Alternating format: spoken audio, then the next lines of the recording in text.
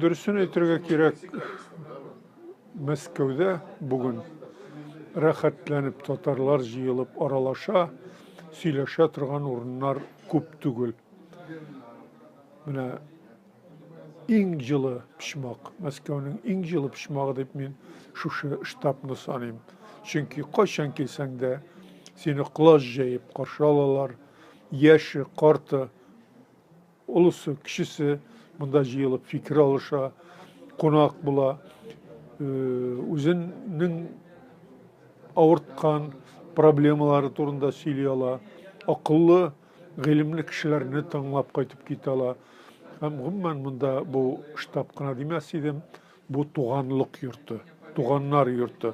Монда урыс кешесе килсә дә, Кавказ, башкорт, башка милләт кешеләре килсә дә, кем килсә дә рухланып, татарлар нинди зиялы, нинди белемле, бер-беренә хөрмәтле кеше дип кайтып китәләр.